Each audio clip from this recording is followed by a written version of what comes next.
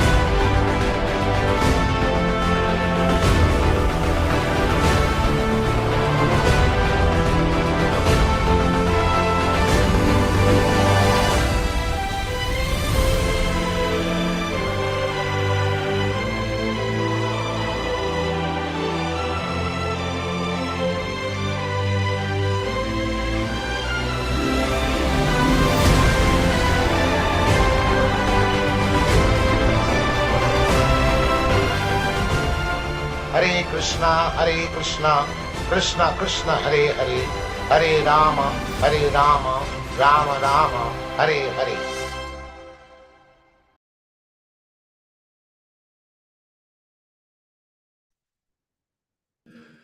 Śrīmad-Bhāgavatam reading and discussion with the Prabhupada Disciples Association and the Hare Krishna Society, which was established in 2002.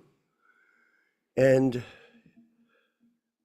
Yaśodā-nandana Prabhu has been a promoter of Guru Tattva, the correct understanding of Guru and one's relationship with him for over 50 years. So this is a great thing, that some people are speaking the truth and other people are not presenting the truth due to personal motive. This false ego in the material world of people is very common. It's not something unique to this movement. It's every living entity, especially the humans, are covered by this false ego. I know, I'm smart, I'm rich, I'm famous, I'm powerful, I'm all knowledgeable. They want to imitate Krishna. And in this way, they're in Maya, very big Maya. And in our mission, the ISKCON mission, so many of our God brothers, yes, even them have fallen into big Maya. And not only they, but their followers are also in Maya because they're not following the principles of Guru Tattva. No. And they have opinion. I've got a new saying for us, Yaśodā-nandana Prabhu. Okay, here it is. The International Society of Interpretation. We have another name, the International Society of Opinionators. So you have opinions, everybody has an opinion. The devotee doesn't have an opinion. No. He only repeats what he has heard from his spiritual master as best as he can. not opinion, but repetition of the same thing from the spiritual master. And in this way, Vijaya Pandit, you'll become great as a devotee. If you simply repeat what you've heard from the spiritual master, A.C. Bhaktivedanta Swami Prabhupāda. This is Guru Tattva. That's the principle. Do not change one thing. It was interesting. I was reading a section the other day about this person, Dravida. And I think it was with one of our godbrothers. I can't remember his name. There are a few of us. And he's saying, I'm glad you corrected these statements by Prabhupada in his books, because that's what Dravida does. He goes into the books and changes them. He tries to fix them because they aren't correct or grammatically incorrect or whatever. And he's on a fix-it-up disease. A very insidious type of person. Insidious. The International Society of Interpretation. Yeah, interpretation. And everybody has an interpretation of Shastra. Like I mentioned earlier, the other day, that I have a god sister from Hamilton, and she's sending me quotes about Prabhupada's order to become guru, everyone become guru. It's an interpretation by her. She thinks she knows. Does she have any history of him? Sometimes I ask devotees, Shiv Narayan, I ask them, well, what's your history of cultivating people into Krishna consciousness? How many people have you actually inspired to take up this process? And the answer is none. Zero. If you were in business, Rochisha Devi Dasi, if you worked at BMW and you were selling BMWs and the manager came to you and said, well, how many cars did you sell this month? And you said 0, guess what would happen? Bye-bye. You have to judge an action by its results. They have no results but opinion. That's what people have. I think Prabhupada meant this. But no, he didn't. And you don't know, and you have no credibility to be able to say that. It's interesting. Ram Raghava sent me some links to people in Atlanta, the Atlanta Krishna life. And I looked at the video and it was somewhat interesting. The person speaking was saying, oh, he's interested in the truth, basically. Okay, so good. But is he prepared to hear the truth? No, because he has some motive. And today, we're going to read a very interesting section from Prabhupada's lecture of October 22nd, 1972. And remember this, please, all of us. Whatever Purangelo Prabhupada speaks is Shastra. It's not simply his mental speculation. So there, it's Śrīmad-Bhāgavatam lectures, Vrindavan, October 22nd, 1972. So we're going to move into the middle of the section and we'll make some comments. Hopefully we can get it. Yeah, there it is, up there. So guru means, now please do not condemn the postman. Oh, someone told me this. Oh, he always says the same thing. I don't like coming to the class when Vishva speaks because he says the same thing. Okay, if I'm reading from Prabhupada's books and his lectures, and he's repeating the truth to us and I'm speaking it, it's not me. Don't shoot the postman. Please, just listen. Try to be humble and understand how to connect the dots. Vijaya Pandit, connect the dots. Don't be foolish or sentimental or lost in your own particular mental state of concoction. So Guru Tattva means Krishna Tattva Vit, one who knows about Krishna. So Sri Chaitanya Mahaprabhu, he explains about Krishna. Krishna explains about himself. The Goswamis, Sad Goswamis, they are explaining about Krishna. And in their parampara system, the Acharyas, they are also explaining Krishna. And that's Śrīla Prabhupāda, no question. So if we do not go through these tattva vids, then we'll misunderstand Krishna. And Prabhupada's given us so much information on how to be a servant of the spiritual master. No confusion. If there is, it's because of motivation, personal ambition. Yes, and let's not mince words. This is a fact, not a fault-finding statement. It's a fact. Therefore, Narottam Das Thakur says, Rupa Raganatha Pade Hoibe Akute Kabe Hama Bijhabo Se Jugala Priti. Here, this is very important, everyone, about jumping forward. This Gopi Bhava clique, this thinking, oh, I'm going to discuss the pastimes of Radha and Krishna. Don't do it. All of a sudden, you become a knower of Jugala Priti, love of Radha and Krishna. Then there is a chance of becoming fallen. Yes, it is. And many people have fallen down with this offense of jumping forward without being qualified to speak on the pastimes of Radha Krishna. Don't do it. It's a mistake. There is a chance. So we should Vedanti tat tattva vidas tattvam.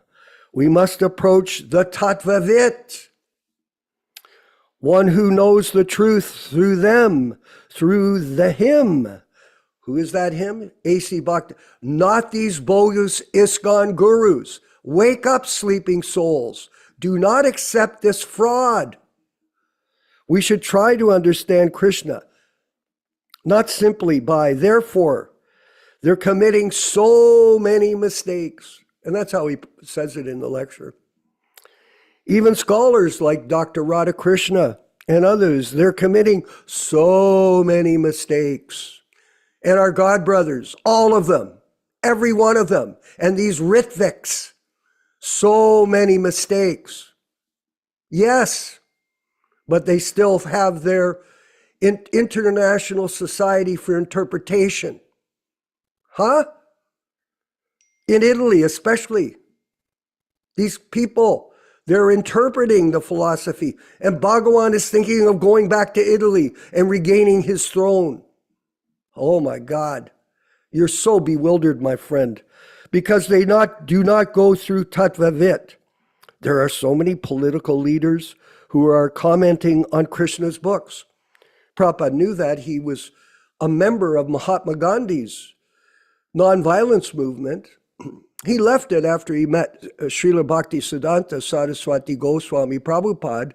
But in the meantime, Mahatma Gandhi had given a version of the Bhagavad Gita, but he did not know who Krishna was. Totally bogus. Totally. Without any knowledge of Krishna, just see their impotency. Without knowing Krishna, they want to make trade with Krishna. What does he mean by that, Vijay Pandit? He wants to have a business where he preaches about Krishna consciousness and becomes famous for it. And in this way, he uses Krishna as an object to make money. They want to make trade with Krishna. I'll speak about Krishna so I can make money. And that's going on in all groups, whether it's the Catholic Church or the Jewish religion or the ISKCON movement. It's all trade for Krishna, for money, profit, adoration, and distinction. Make no doubt about it. This is a fact, not a fault. Without knowing Krishna, This is not very good, Prabhupada says. You cannot make trade commodity, Krishna as trade commodity. It's a business, the guru business. You cannot handle Krishna by your whims. You cannot handle, you just make it up.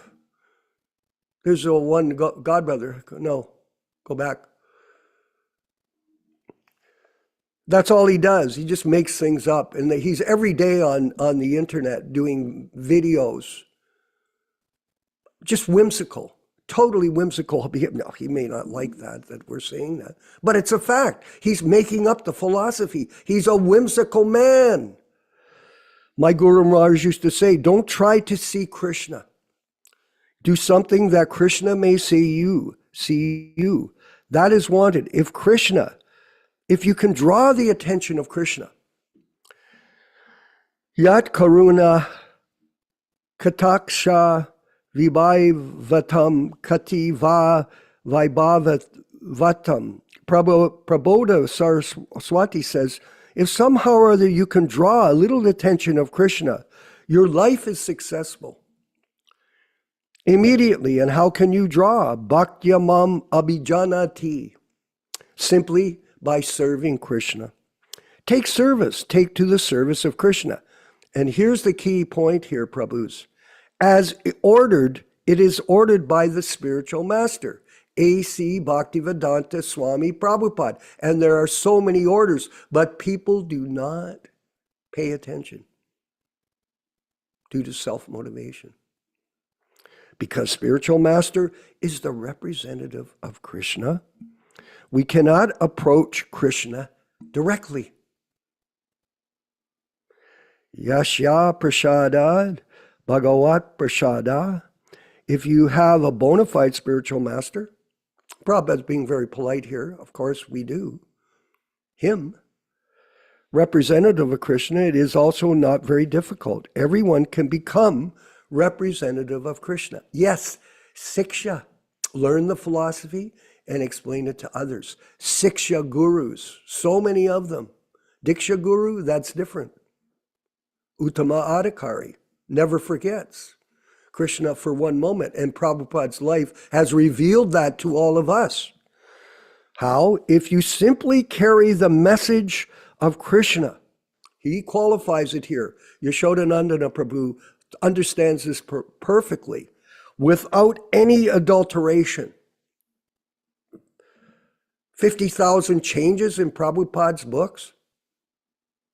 That's adulterated. Why? For the guru business. Just like Chaitanya Mahaprabhu said, Amara Agya Guru Hana, if you become a spiritual master under my order, so if you carry out the order of Chaitanya Mahaprabhu, Krishna, then you become guru. And this girl from Hamilton, who's in Dallas, that's what she quoted to me. And then she said to me, you're a child. Oh yeah. I'm a child. What do you mean by that? I'm a childlike man, 77 years old. I don't have any experience. I'm an infant. I don't know what I'm talking about. Okay, thank you. By the way, see the door? Go. Go. Don't be around me. I'm not here to try to sentimentally influence you to understand the truth when you don't want to listen. Unfortunately, we do not wish to carry out the order of the Acharya. We manufacture our own ways. And this is exactly what's going on in the ISKCON group, Ram Raghava. It is exactly that. We cannot minimize what the reality is. It's a fact. We've got practical experience. How a great institution, Prabhupada said, was lost by whimsical ways. Yes, by the work of Bhavananda, by the work of Tamal, by the work of Kirtananda, and then the whole group of fake gurus that have followed them to 2025. Without carrying out the order of the spiritual master, they manufactured something. Yes, they went to Sridhar. You know that, Vijaya Pandit. They went to Sridhar to get advice. He said he's a form breaker, not a form maker. Without carrying out the orders, they manufactured something and the whole thing was lost. Prabhupada here, everyone, is speaking about the Gaudiya Math. That's what he's talking about. You want to go to the Gaudiya Math? There are multiple letters, hundreds of letters and instructions. Do not associate with my God brothers. But people go. Why? For personal reasons. That's why. Therefore, Vishwanath Chakravarti Thakur stresses very much on the words of the spiritual master. Vyāsa yakmika buddhir ekeha kuru nandana. If you stick, all members of the Prabhupada Disciples Association, if you stick to the order of the spiritual master, without caring for your own convenience, that people may attack you, they may try to hit you, they might try to hurt you, or inconvenience, then you become perfect. Yasha Devi para bhaktir yata Devi tata goro tashyayati kahita artha prakashanti mahatmanaha. This is the confirmation of all authorities. We have to carry out faithfully the order of the bona fide representative of Krishna. That is His Divine Grace. Just to remind everybody that you can tell other people, A.C. Bhaktivedanta Swami Prabhupāda in his Vani incarnation. Clear? Is it any confusion? Prabhupada lives with us in sound. Then we can understand Krishna in truth. Prabhupada says, Vedanti tat tattva vidas tadvam. We have to hear from the tattvavit, not from the so-called scholars and politicians and bogus ISKCON gurus. Big mistake. It's a disease like cancer. It'll kill you spiritually. One who knows the truth, you have to hear from him.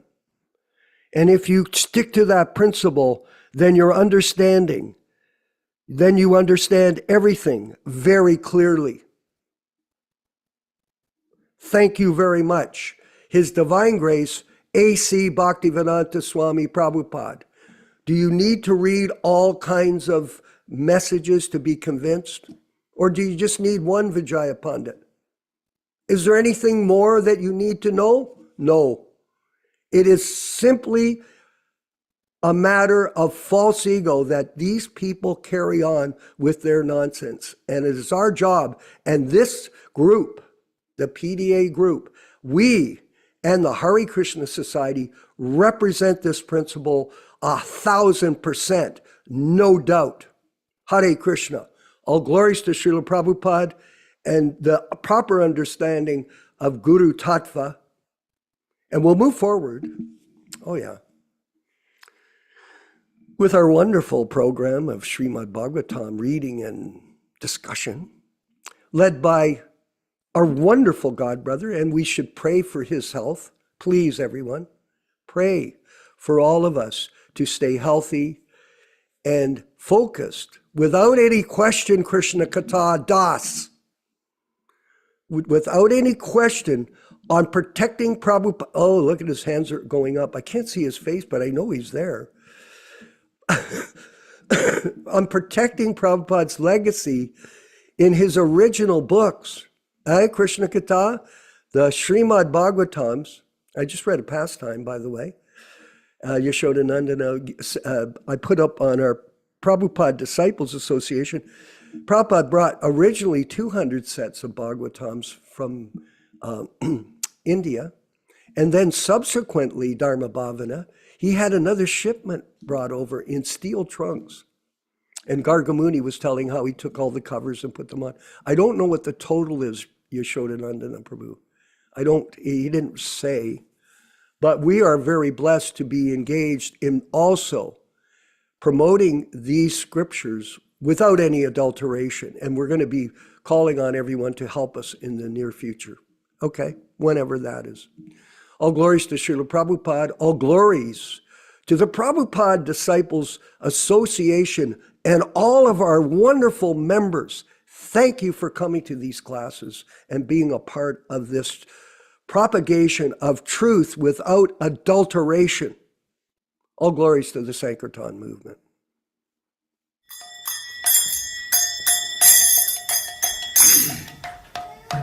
Sai.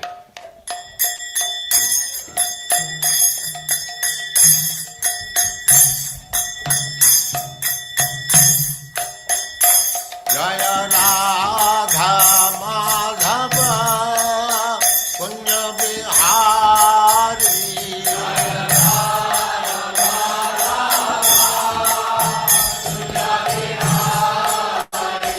Jaya Radha Madhava Punya Bihari.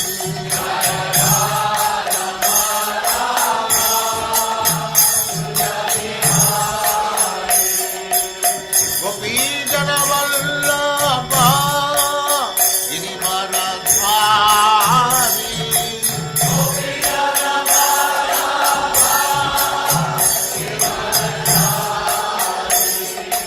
Gopi Jana Vallabha Girivaradhari.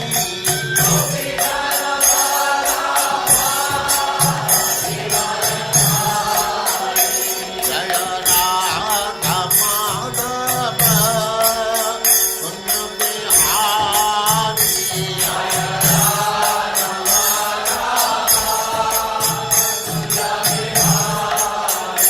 Jaya Radha Madhava Punya Bihari.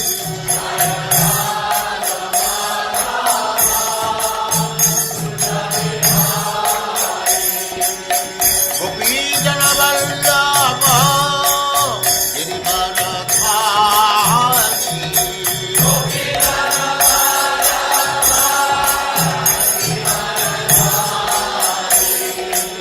Yaśodā-nandana Braja Jana Nandana.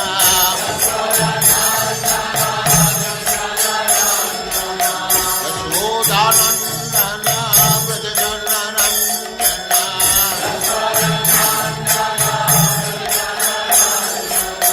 Jamuna Tira Vanachari.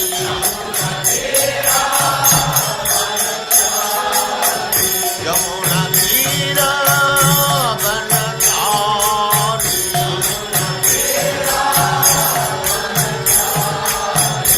Jaya Radha Madhava Punya Bihari.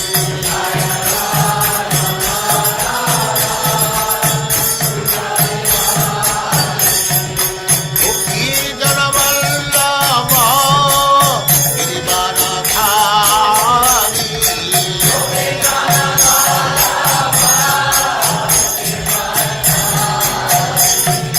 Gopi Jana Vallabha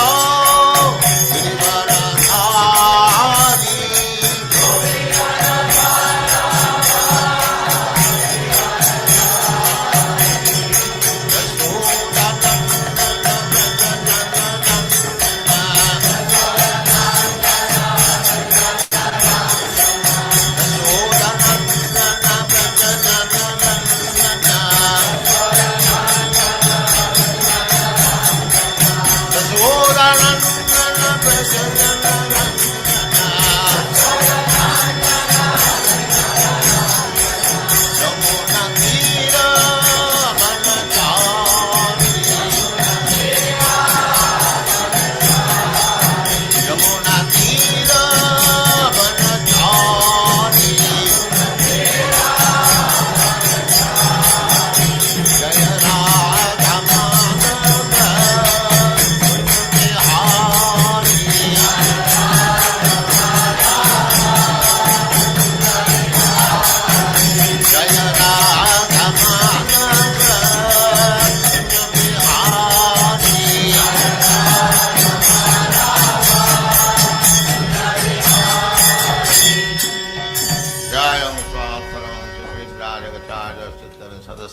Bhaktivedanta Swami Prabhupāda ki jai, Ananta Koti Vaishnavrinda ki jai, Namacharya Śrīla Haridas Thakur ki jai, Prem se kaho Shri Krishna Chaitanya Prabhu Nityananda Shri Advaita Gadadhar Sivasa Adi Gaur Bhaktivinoda ki jai, Shri Shri Radha Krishna Gaur Gopinath Sam Kund Radha Kund Giridharadhan ki jai, Vrindavan Dham ki jai, Navadvip Dham ki jai, Swami Bhaktivinoda ki jai, Ganga माई की जय, जमुना माई की जय, तुलसी देवी की जय, भक्ति देवी की जय, स्वामी तो भक्तवृंद की जय. All glories to the assembled Lord. All glories to the assembled Lord. Thank you very much.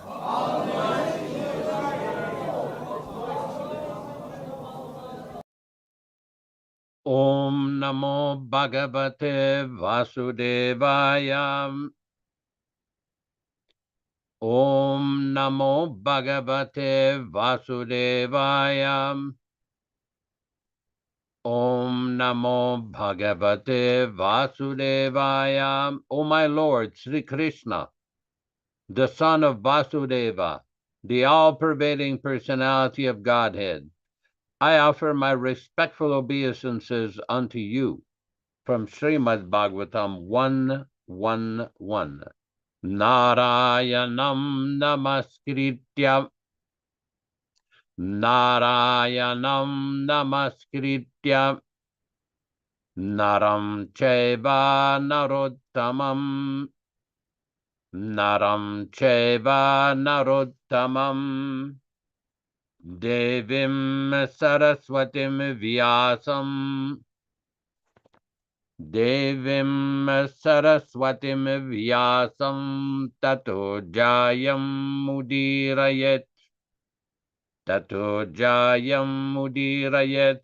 One should utter the means of conquest Śrīmad-Bhāgavatam after offering respectful obeisances, 1, to the personality of Godhead Narayana, 2, to the Narayana Rishi, who is the supermost human being, 3, to the Mother Saraswati, the goddess of learning, then 4, to Śrīla Vyāsa, the author, from Śrīmad-Bhāgavatam 1-4. Welcome everyone to this reading of Śrīmad-Bhāgavatam. This reading is being conducted on the basis of the original New Delhi 1962 edition, and all synonyms, translations, and purport from His Divine Grace A.C. Bhaktivedanta Swami Prabhupāda, Founder-Ācārya of the International Society for Krishna Consciousness, also known as the Krishna Consciousness Movement. As we do every week, we will read a few selected verses from the Śrīmad-Bhāgavatam itself, from the first canto, second chapter, which explains the meaning and the benefit of hearing this powerful transcendental literature. Yadanudyasina yuktaha karmagranti nibandanam Chindanti kovidastasya kona kuryat kataratim. Intelligent persons do cut off the internet of the knot of reactionary work by remembrance of the personality of Godhead. Therefore, who will not give attention to his message? Shushrushuhu sraddadhanasya vasudeva kata ruchihi Tyan mahatsevaya vipra punyatirtani sevanat. O the twice-born sages, by serving those devotees who are completely freed from all ranges of vice, a standard of great service is done, and as the result of such great service, affinity in the messages of Vasudeva is made possible. Srinvatam svakata Krishna punyastravana kirtana ridyantasto hyabhadrani vidunoti suritsatam. Sri Krishna, the personality of Godhead, is also the Paramatma in everyone's heart and the benefactor of the truthful devotee, does cleanse the desire for material enjoyment in the heart of the devotee who has developed the urge for hearing his, Krishna's messages, which are themselves virtuous when properly heard and chanted. Nashtaprayeshu babhadreshu nityam bhagavata sevaya Bhagavati Uttama Shloke Bhaktir Bhavati Naistiki. By regular attendance in the Bhagavatam class or rendering service unto the pure devotees, all that is inauspicious in the heart of a candidate becomes destroyed almost to nil, and thus loving service unto the personality of Godhead, who is praised with transcendental songs, comes into being an irrevocable fact. Tadara Justamo Baba Kama Lobha Dayaschayi Chete Terana Viddam Stitam Sattve Prasidati.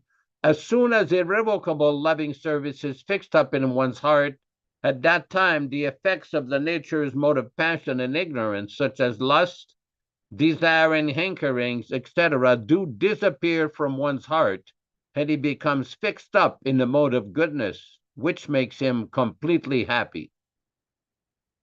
Evam prasanna manaso bhagavad bhakti yogataha bhagavad tattva vijnanam mukta sangasya jayati.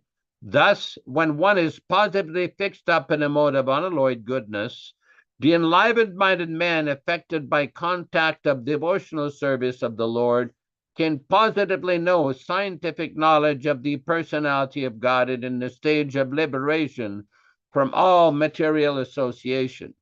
Vidyate hridaya grantis chidyante sarva samshaya chiyante chasya karmani drishta evatmanishwari.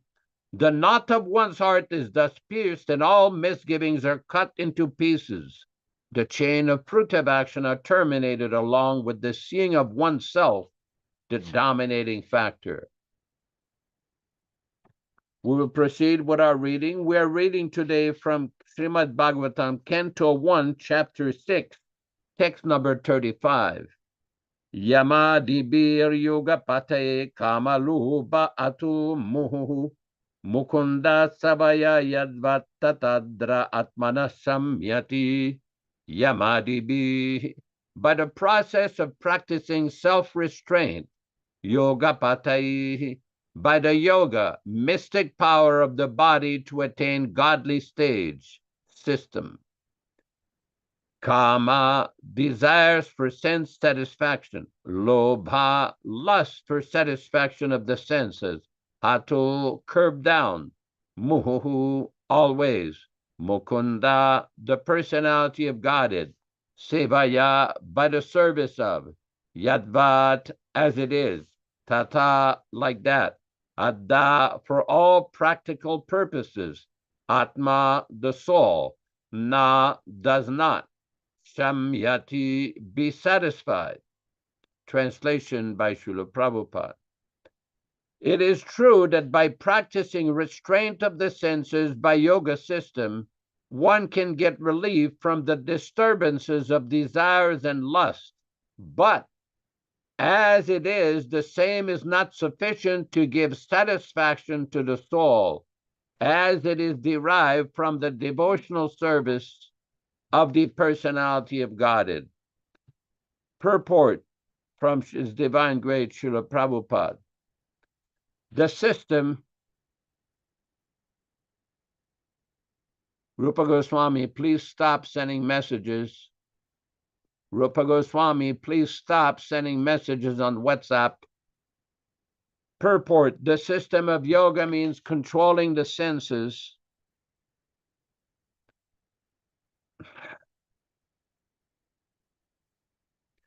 By practice of the mystic process of bodily exercise in the matter of sitting, thinking, feeling, willing, concentrating, meditating, at last being merged into transcendence, are certainly useful for controlling the senses. The senses are considered like the next page, please. The senses are considered like the venomous serpents, and the yoga system is just to control them, as if by chanting mantra and herbal efficacy. On the other hand, Nārada Muni recommends another method for controlling the senses in the transcendental loving service of Mukunda, the personality of Godhead. Rather, by his experience, he says that devotional service of the Lord is more effective and practical than the system of artificially controlling senses. In the service of the Lord, Mukunda, the senses are transcendently engaged. As such, there is no chance of being engaged in the matter of sense satisfaction. The senses want some engagement. To check them artificially is no check at all, because as soon as there will be some opportunity for enjoyment, the serpent-like senses will certainly take advantage of it. There are many such instances in the history, just like Vishwamitra Muni fell a victim of the beauty of Menaka. But for Thakur Haridas, who was allured at midnight by the well-dressed Maya, and still she could not induce the great devotee in her trap. The whole idea is that without being administered with devotional service of the Lord, neither the yoga system nor dry philosophical speculative way of searching out the truth can become ever successful. Pure devotional service of the Lord without being tinged with fruitive work, mystic yoga, or speculative philosophy is the foremost procedure to attain self-realization. Such pure devotional service is transcendental in nature, and the system of yoga and jnana are subordinate to such process. When transcendental devotional service is mixed up with the other subordinate process, it is no longer transcendental, but it is called mixed up devotional service.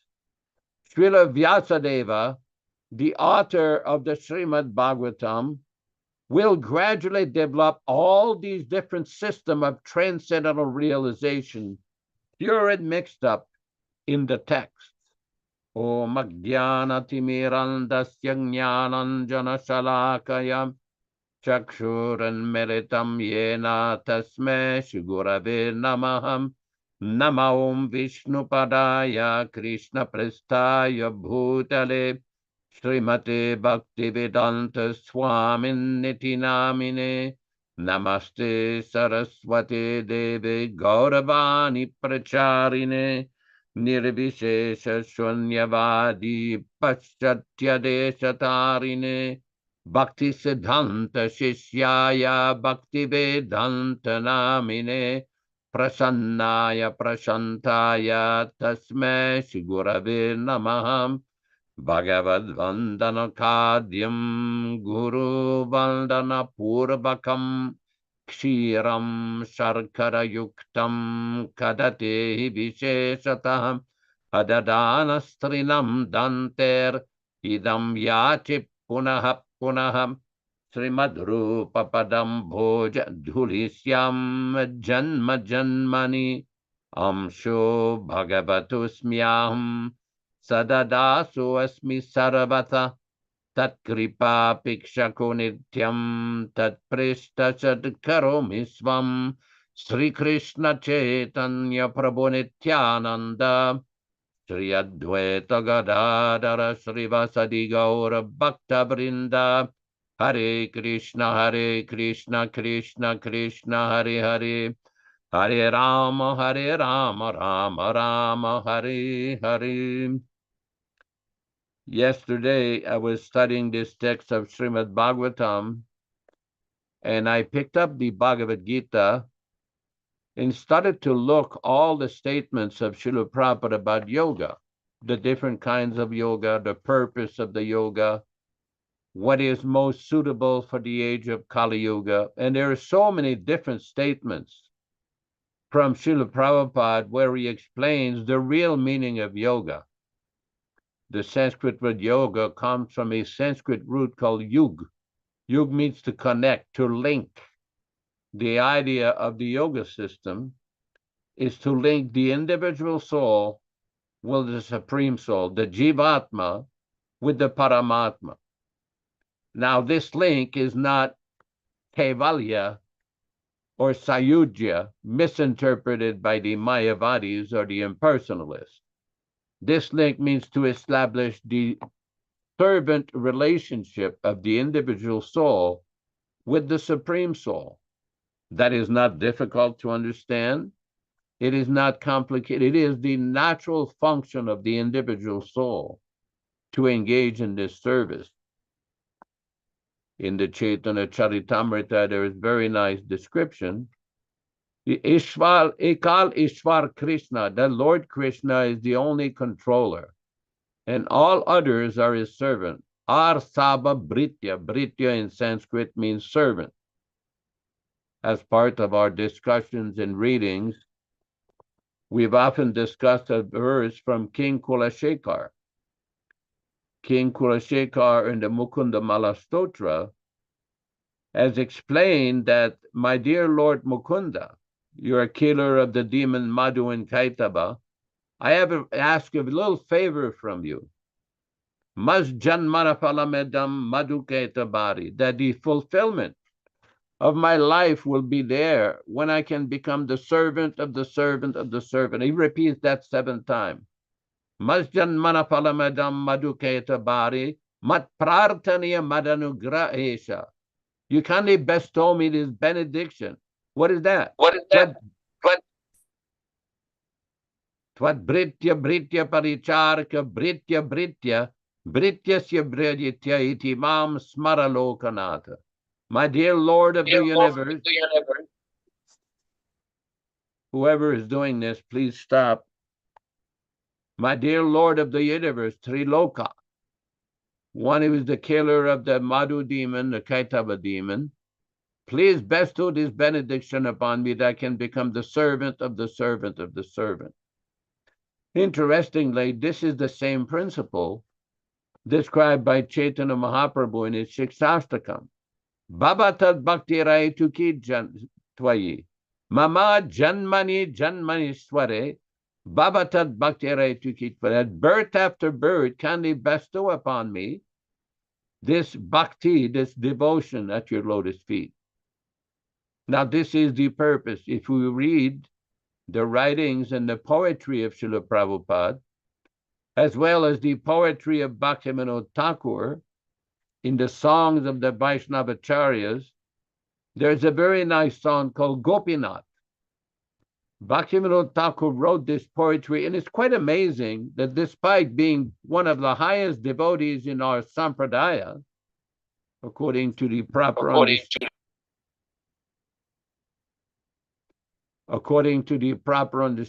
Bhaktivedanta Thakur is Gaura Shakti Swarupa,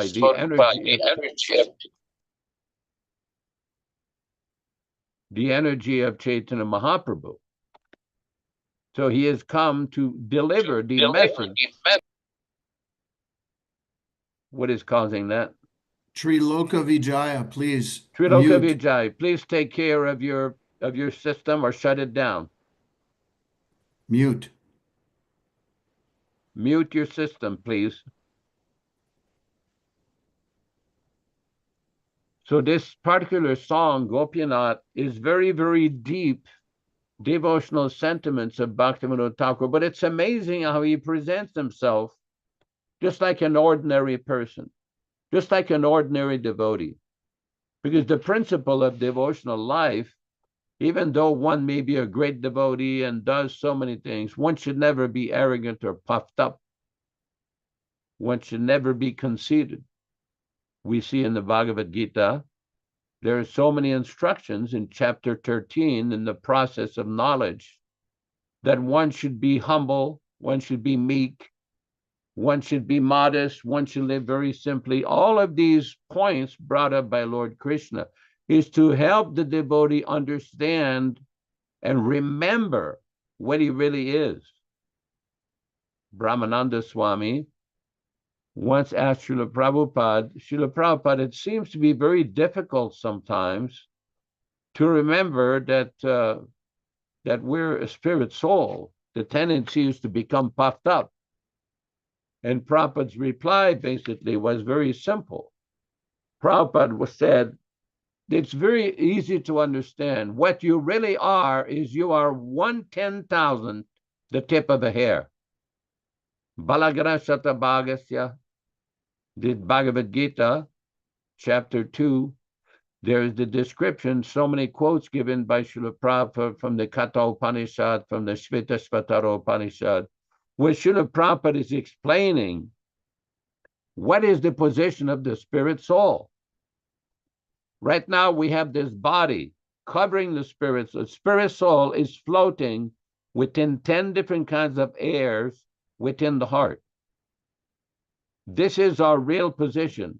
There's the famous Vedic statement, Aham Brahmasmi, that I am Brahman, I am a spirit soul. And Bhaktivedanta Thakur explained this in such a beautiful way. What is the position of the conditioned soul in this world, and how to become free from this illusion? How, if we look at Prabhupada's teachings from 1965, when he came out the boat in Boston, till November 14, 1977, he was constantly explaining and re-explaining the same theme, that you're not the body, in so many different ways. If you look at the verse, Dihinosmin yata dehe komaram yovanam jara, Bhagavad Gita, chapter 2, text 13, Śrīla Prabhupada was explaining this from so many different angles. Why was he repeating the same thing? We had the opportunity to be in Śrīla Prabhupada's presence many times, especially in India. So here's the verse. We'll see the verse further down. As the embodied soul continually passes in this body, from boyhood to youth to old age, the soul similarly passes into another body at death. The self-realized soul is not bewildered by such a change. So this is a very important instruction. And Śrīla Prabhupada, if you look at the Prabhupada conversation books, and so many in his purport, in his books, he's explaining this particular verse from so many different angles. Why was he saying this? We had the opportunity to be several times in Prabhupada's presence, both in Hyderabad and in Vrindavan, in other places, in India especially, where Prabhupada would quote some verse and then he would stop and say, just try to understand. Why did he keep repeating this? Because he knew that people were not understanding, even his own disciples. There was a very important exchange one time between a very senior devotee who asked Śrīla Prabhupada about Swarup Siddhi, Gopi Bhav, and all of these topics. Prabhupada, first you understand that you're not the body. Then we will see what kind of Swarup Siddhi you are. In other words, first, one has to do the fundamental process, to do it properly, to do it steadily, to do it according to the instruction of the Acharya. And then, Prabhupada says, that will be revealed to you. But there's a class of devotees who are impatient. They're looking for a silver bullet. They're looking for a magical trick. Just like sometimes a magician on the stage will have a hat, and he'll pull a rabbit out of the hat. But spiritual life doesn't work that way. There's a systematic process. The other day, somebody sent me a YouTube lecture from a devotee who was giving a lecture about the process of bhakti, and he was talking about the more elevated stage of bhakti and how this is what we should really look for, this is what we should really strive for. Yes, that is true. But how did Prabhupada recommend that we achieve that stage? Because we see that some people want to take a shortcut. We saw this for a few years in the early 1990s, where a group of senior devotees went to an advisor from Mathura, engaging in highly confidential talks of Krishna's pastimes. It was a Gopi Baba Club Part 2. But these devotees did not understand. Naturally, many devotees within the society protested and said they should stop doing that. They should follow the fundamental systematic process that Prabhupada has given. Why did Prabhupada recommend this?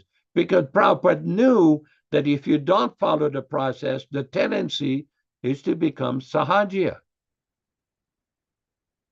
I personally was in Prabhupada's room one time when Prabhupada stopped and he made the statement that his Guru Maharaj used to often state, when our men will become sahaja, they'll become more dangerous. And this has been seen so many times. This imitation disease, this concoction disease, this manufacturing disease. As Vishwakarma Prabhu pointed out, now we have a society of opinionators and speculators and concoctors.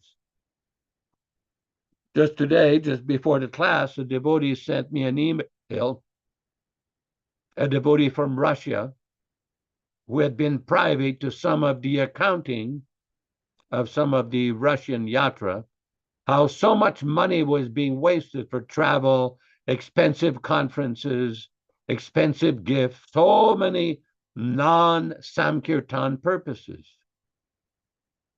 The assets of the society are not meant for the enjoyment of some selected class of elitists.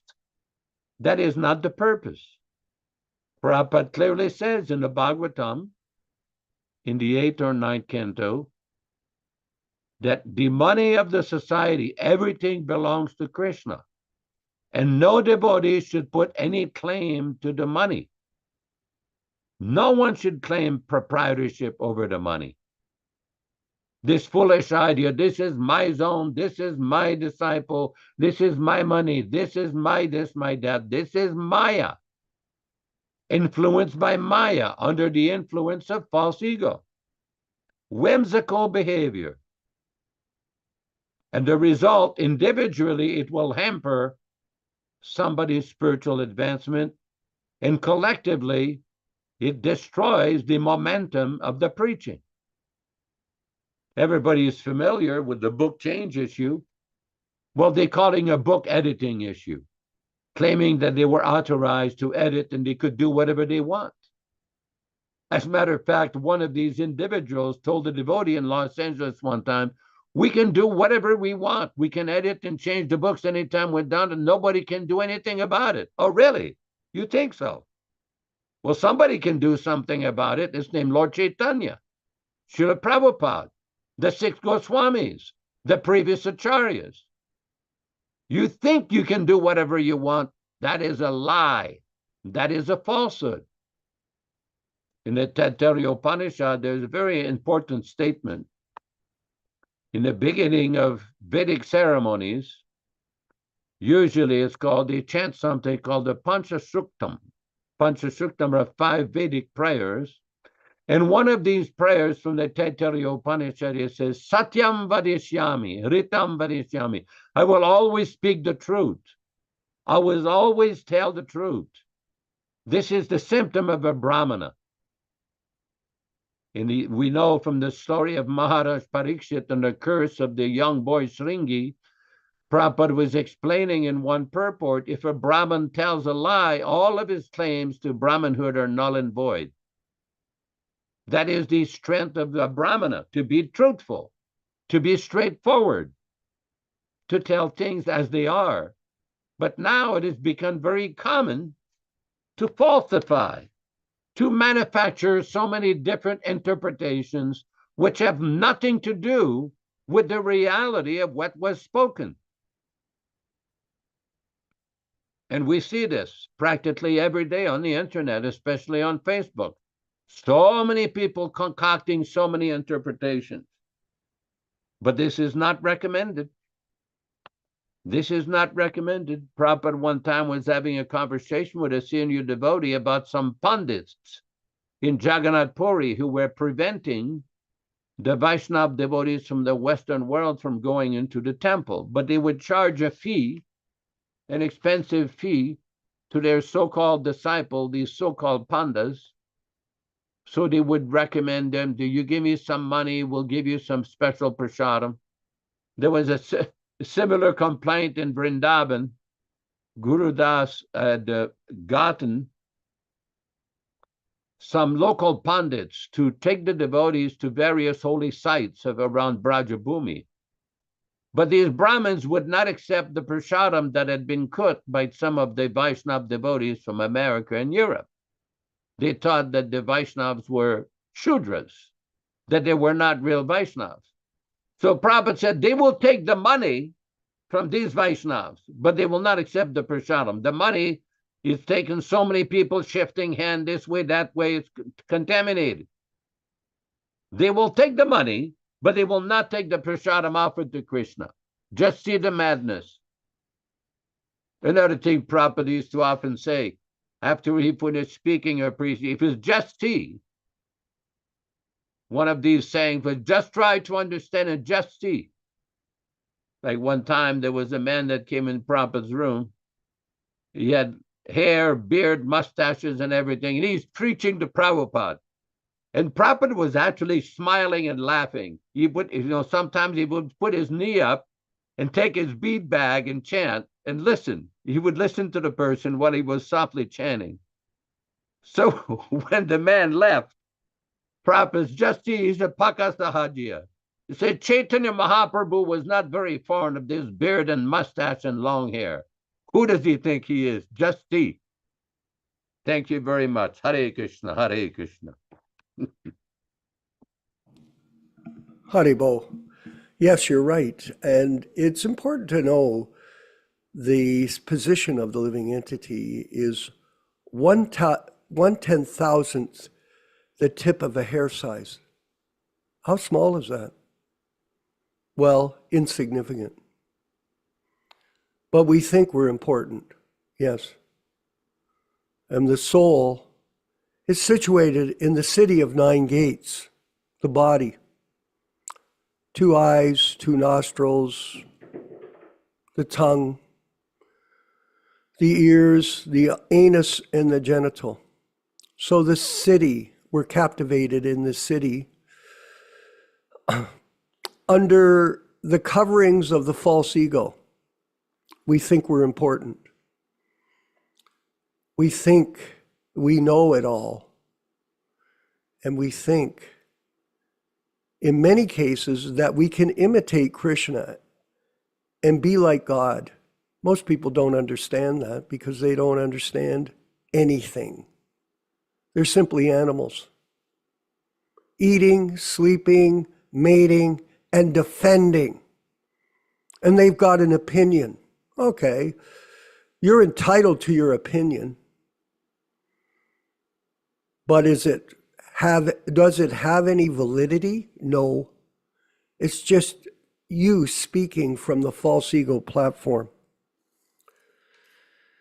And this is going on, especially in the political world, especially in the activities of the human being.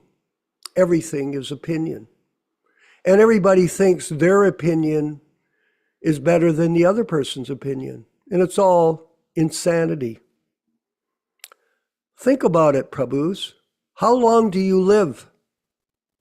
How long? Do you live a long time? No. But do you think you're going to live a long time? Yes. You think. I have people I know, they think they're going to live hundreds of years. Oh yeah, they always tell me, it's a matter of mental attitude. No, it's not. Padam padam vipadam natesham. And by the way, everybody, there is danger at every step in life. Danger at every step, especially when you get older. You could slip and fall. That's one of the main ways that seniors die, because they just slipped. The other day, I was moving from my sunroom into my breakfast room, and there were some vacuums there, and I slipped over the vacuum and smashed my arm. All I was doing was moving from one room to the next room, and I slipped over the vacuum and smashed my arm. At least I didn't fall down and hit my head. You can die at any moment, but you think you're important. Yes, you do. I'm so important. Are we important? No, we're not. We're insignificant. And this illusion is due to the false ego, the misconception that we are the body and not the spirit soul, eternal servant of Krishna. And Prabhupada said, all you have to do is change the direction of your activity from Maya to Krishna, and then you'll become important. Because a devotee is important. Because he can give, or she can give, the enlightenment which is necessary to make advancement in spiritual life. Necessary. And these people think that devotees aren't important. Good devotees are very important. Bogus devotees are a cancer. They mislead people, and people that follow them will also be punished because of their accepting them, these bogus people, as truth speakers. This is unfortunate. And I wanted to mention Yaśodā-nandana Prabhu. I was in Jagannath Puri some years ago with Nandikeshwar from Montreal. Now, we used to go Ram Raghava constantly. For 5 years, we went every year to Jagannath Puri. When we went to Mayapur, Prabhupada would come to the Mayapur festival and we would show up. All of us would go there. If you remember Dharma Bhavana, we would show up and it was glorious. Prabhupada was there. Now, what would happen was he would depart from Mayapur Dham and go to Vrindavan. So there was a journey period, a sort of a space of time where as soon as we knew that Prabhupada was leaving, we would get on the train from Calcutta to Bhubaneswar.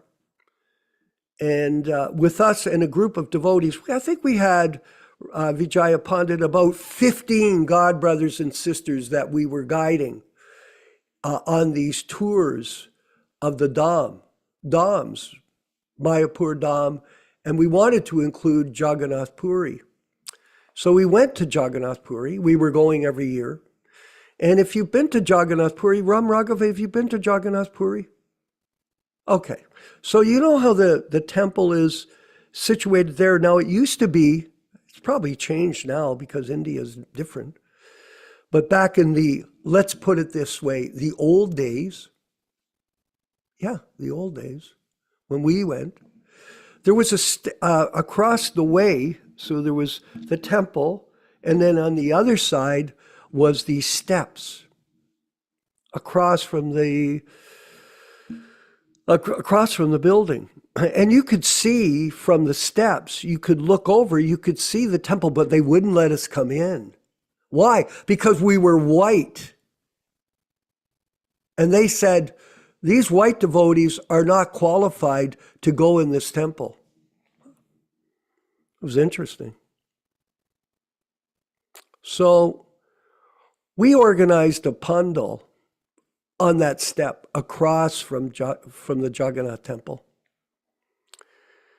And we rented some PA system. People brought the PA system on bicycles. In India, you can do an event just like that. It's easy. You just get the bicycles. And we bought prasadam from the local merchants. We bought it and we set up a table, simple, and we started to distribute prasadam, and we had the PA system. And the temple, the Jagannath temple, Puri temple, was across the way. Okay. And we started kirtan. And Nandikeshwar was an excellent kirtan leader, as all of you that met him know. Very good. He was a professional musician like myself before we joined the movement. So he was an excellent kirtan leader. And I think we had all of our devotees, and we even had a few people from the local residents join us in chanting. So it was a kind of a big kirtan. And I got up, and we had a translator, and I started to speak. I said, you know, we've been restricted from entering into this temple But Lord Jagannath is Lord of the universe.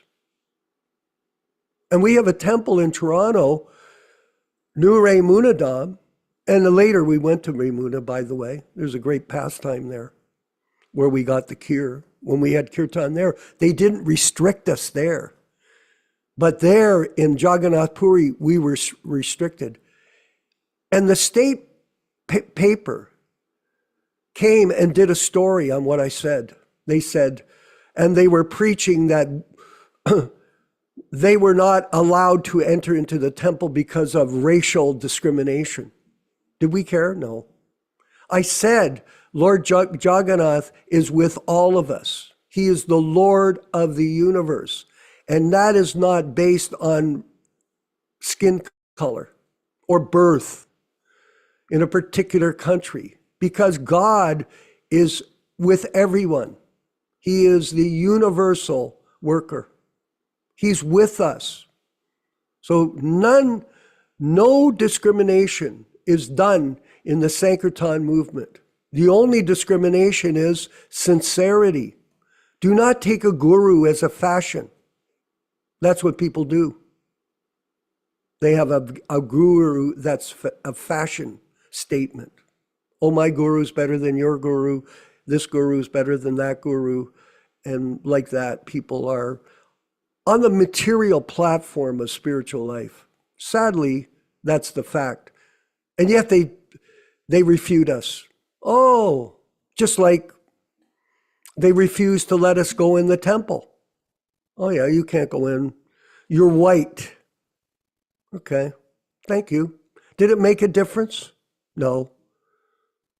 And we went around every day and visited the Gunjika gardens. We went to the ocean where Lord Chaitanya swam. I can remember we used to go and chant in the room where Haridas Thakur did his rounds, where Lord Chaitanya left in the deity. It was a pathway you went down in where all the trees were, and very obscure place in Jagannath Puri, but Lord Chaitanya was there. The whole atmosphere surcharged. I had a beautiful picture, someone stole it from me, of us in the room where Sarvabhauma Bhattacharya sat. And I took a picture from that room of the Jagannath Puri temple. Amazing. What a grand opportunity, everyone, to find out the truth of life from our spiritual master, A.C. Bhaktivedanta Swami Prabhupāda. Yes. And back then, there was only one guru. Just one. And there is still only one guru. And someone that denies that, they're in Maya. And they don't like to hear it because they don't like to hear the truth.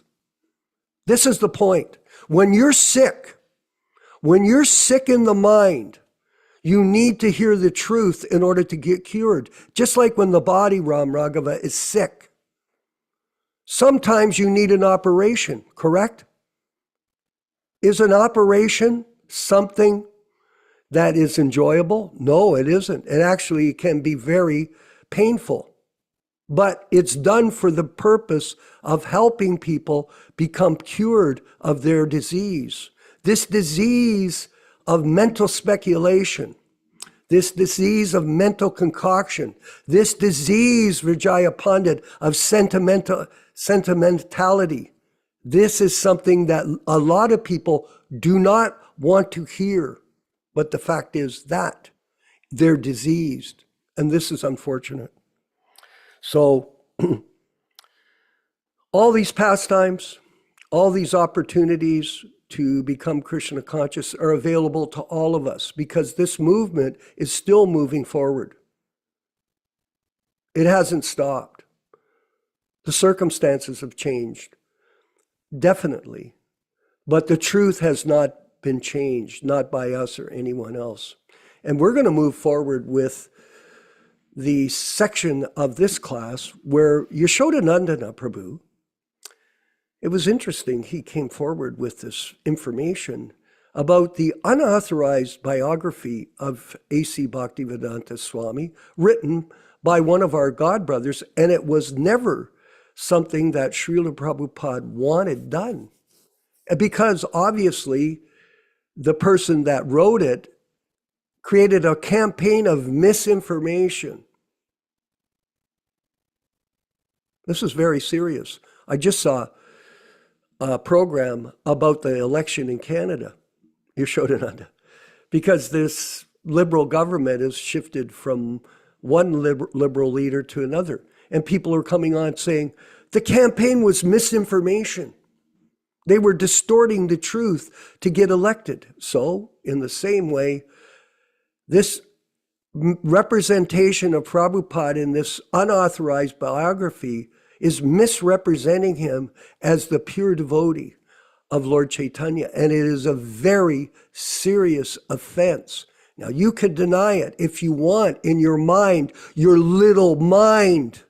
That's what you are. You're a nobody in this universe. But the fact of the matter is, the truth is that Prabhupada is not a conditioned soul like has been described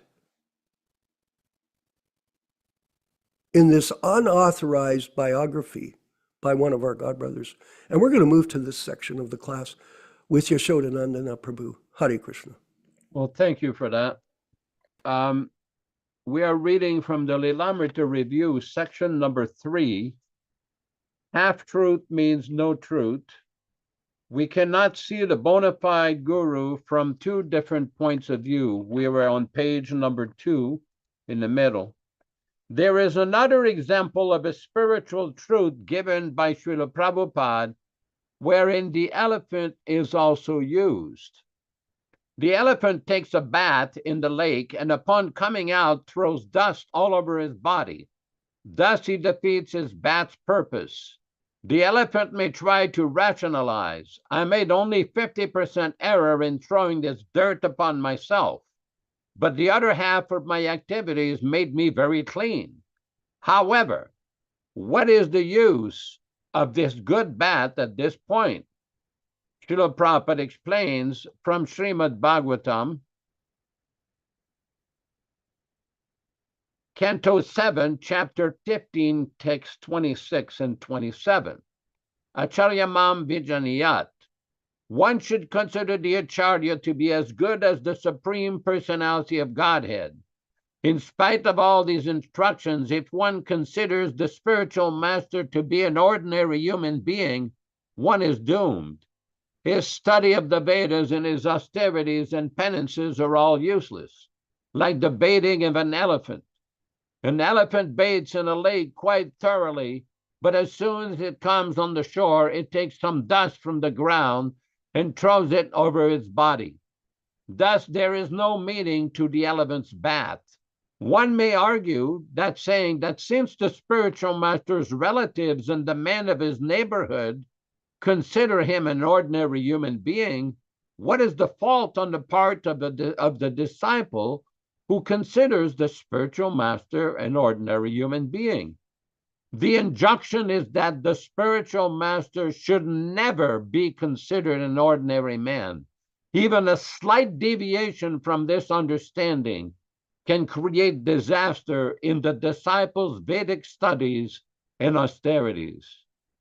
Then Śrīla Prabhupāda explains in the Antya-lila of Chaitanya Charitamrita, Chapter 8, Text 26, if one becomes an offender to his spiritual master or the Supreme Personality of Godhead, he falls down to the material platform to merely speculate.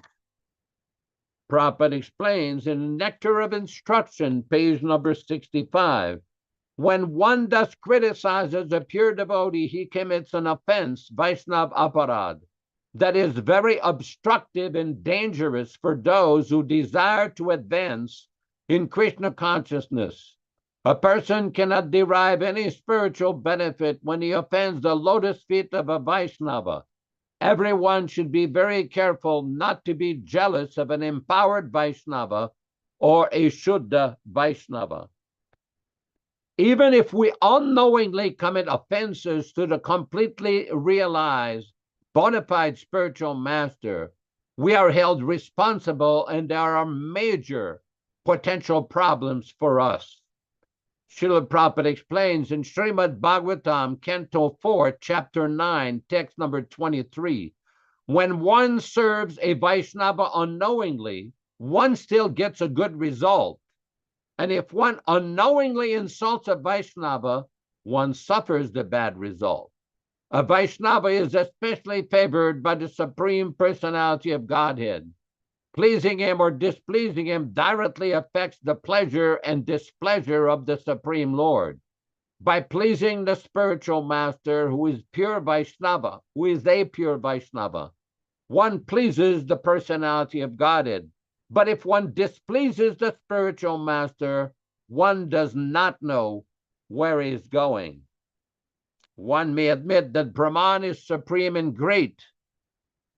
However, if one then concocts and that Brahman is impersonal, the whole statement has become spoiled. It has become a blasphemy to Lord Krishna, the Supreme Person, even though Brahman is great, and that clause is included in the distorted statement. When someone interprets Shastra and bona fide purports of the Acharya Śrīla Prabhupāda, inevitably there will be some correct statements scattered throughout the polluted propaganda. But Lord Chaitanya says that it loses its original value. Such misinterpretation misleads us and contaminates the self-evident bona fide conclusion of the Shastras. We then cannot understand the whole. Back to you in the studio, Vishwakarma. Hare Krishna, Hare Krishna. Well, Prabhupada explained that earlier in the reading I did, where he spoke about whimsical behavior. People, a lot of our godbrothers, they're whimsical. They just make up philosophy. The business of the mind is to speculate and concoct. That's what it does. And these people are whimsical. And this is not good. There is another term for it. I'm trying to think of it. Cavalier. Where you just speak what you think is right. Cavalier. And you just make it up, even though you're insignificant. You're fragmental, 1/10,000th the tip of a hair. You think you're big. We're not. We're nobody. We really are in the scope of eternal time, in the scope of the trillions, Vijaya Pandit, trillions of living entities. You think you're important? Do you? No, you don't. I know you're a great devotee. But this is the business of the conditioned soul, to think they're important when they're not. Michael Dillon, they're not important. But we think we're important, and we think we know, and we have opinion. Okay, you're entitled to that. And so this material world marches on, and people are going through samsara, repeated birth and death. And that is very fast. Mother Ruchisha, you know what it compares to in the Krishna book?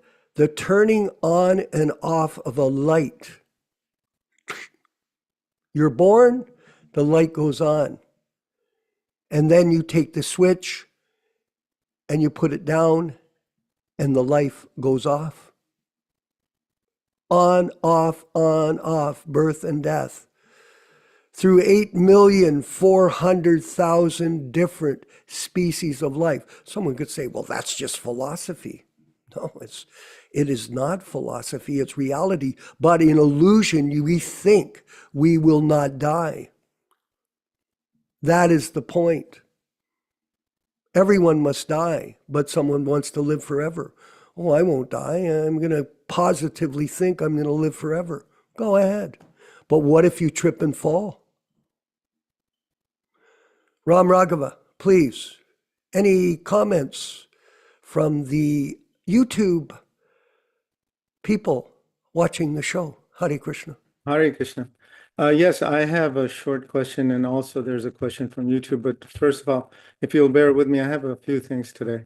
Please. You mentioned earlier the racial discrimination at the Jagannath Puri temple. Yeah. Even during Lord Chaitanya's pastimes, Haridas Thakur was not allowed to go into the Jagannath Puri temple. Exactly. And because he was born in a Mohammedan family. And so, but in his amazing humility, he made a bhajan kutir, a little hut to perform devotional service in a place where he could see the spire of the top of the Lord Jagannath temple. And he was such a elevated devotee that just by seeing the spire, he could think of Lord Jagannath and meditate on him. And Lord Chaitanya used to personally come and visit him at lunch every day and bring him prasadam from Lord Jagannath. And of course, everybody knows that we honor Haridas Thakur as the Namacharya, the Acharya of the holy name. So that's something that I wanted to say. So I have a short question, but before I get to that, I'd like to take a moment to thank somebody special. I'd like to welcome Venkat Bhatta Prabhu. For those of you who don't know the history, when we first started this group, we used to do everything on the HP. I had an old HP computer. And if you'll go back to the original first initiation ceremony, you can see what it was.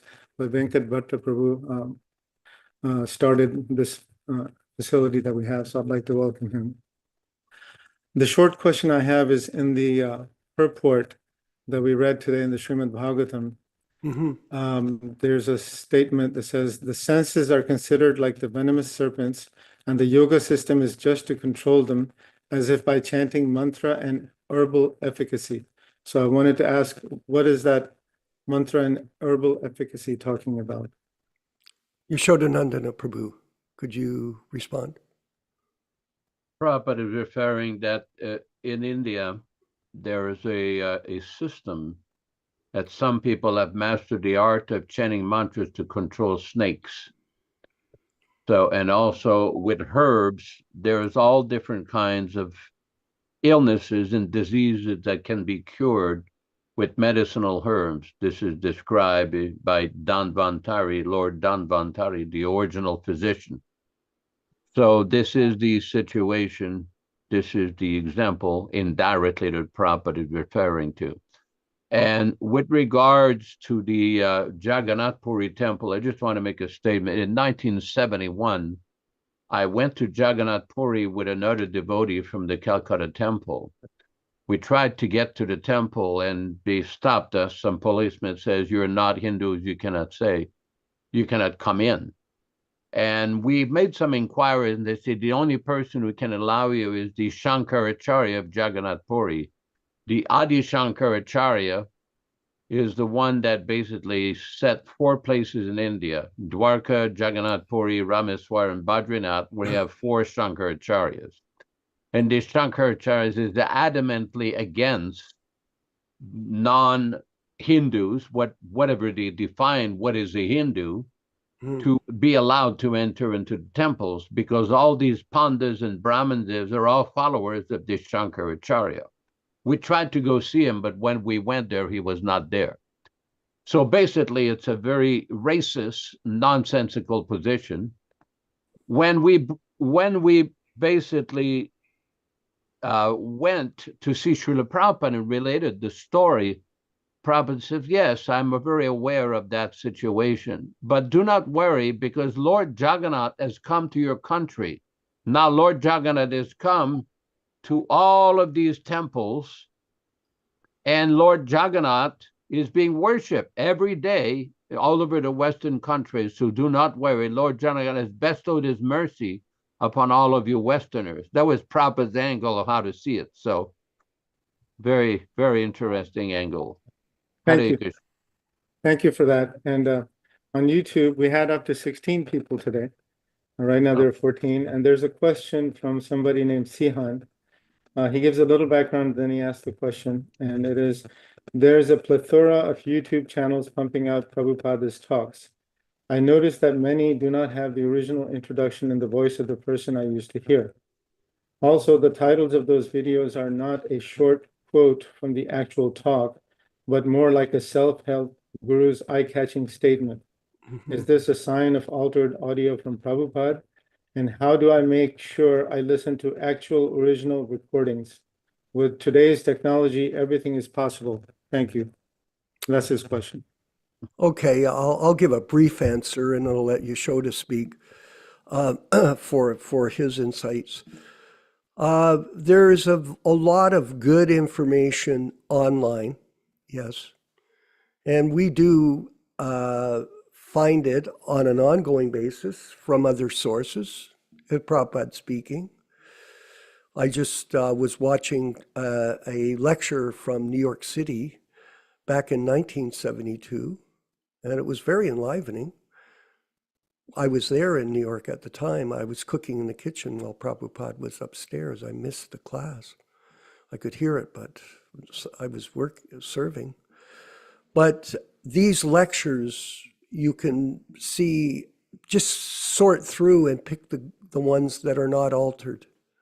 There's lots of good information online, and you just carry on and search it out and enjoy the Vani incarnation of Śrīla Prabhupada, which is available through modern technology. It's a great time and place for all of us. Yaśodā-nandana Prabhu, if you could further. Yeah, you're raising a very important point, because this point is being discussed by many devotees in many different countries all over the world.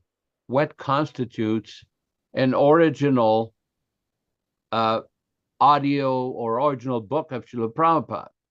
Now, we do know for a fact that some of these audios have been altered in the past. Now, I'm not making false accusations here. This has been documented by some devotees in Los Angeles. Now, the point is, that's why Prabhupada used to emphasize to read my books. Now, you can listen to Prabhupada's bhajans, Prabhupada's kirtan, Prabhupada's japa. There's all kinds of lectures. That's nice and good. That's fine. We recommend take your time, read the books, original books. What we mean by original books, first edition books.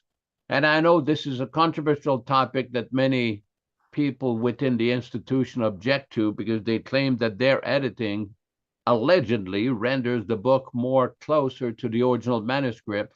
But there's no record anywhere of Prabhupada requesting, please re-edit my books to make it closer to the original manuscript. Where is that instruction? It doesn't exist. As a matter of fact, the last known instruction that Śrīla Prabhupada gave regarding this editing issue on June 22nd, 1977, in his garden, in his house, at the Krishna Balaram Temple in Vrindavan, Mathura district, India, is that they cannot change anything. After he found out that his books were being re-edited during his manifested presence. He didn't want his books to be perpetually edited. And then another issue came up. We pointed out to Śrīla Prabhupada that the Ishopanishad, we found 3 different editions during his lifetime. And Prabhupada's answer is the next printing again should be the original way. Prabhupada, this idea that people have that they can re-edit and rearrange the book and remake the book, this is nonsense. And the problem is, this is due to false ego, thinking they know better than the Acharya. Mm-hmm. It's best that you get somewhere or other, find an original first edition book and study that. Yeah. That is my humble recommendation. For what it's Prabhupada called it the change disease. It's a tendency amongst all of us to want to change this or that. I have people that want to change their job all the time. I don't like my job. I want to find another job. They get that job, they quit. Change. It just goes on.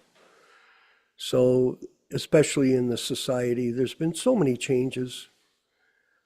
Remember this, everyone. It's a pastime. It is a pastime that this movement will go through transition as time goes on. Because Prabhupada started this beautiful movement under the guidance of his spiritual master. And even during his participation with the Gaudiya Math, there were all kinds of changes. And it's recorded how he noted them. So nowadays, all kinds of changes. We're not upset, in a sense. We're just trying to clarify the facts. And in this way, some of us will be able to understand what is the real process and how to follow it. And some of us will be misled. That's the pastime. It's not that it's going to change, although we're in the change disease.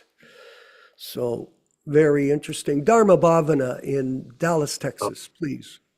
Sorry, Oh, okay. Hare Krishna. gave you no Yeah. warning. I was Go going to ahead. ask a question, but briefly, I had a telephone conversation not too long back, and some devotee was asking about what is the traditional way in which transcendental knowledge is submitted from a teacher to the disciple. And I was saying, well, the traditional way is that some Brahmin or Brahmin Vaishnava opens the own ashram, one's own place or house is a temple, Yeah. or a Gurukula. And then so that's really the tradition, is the one does not stay in his own spiritual master's institution, but actually goes and opens her own program. That's really traditional.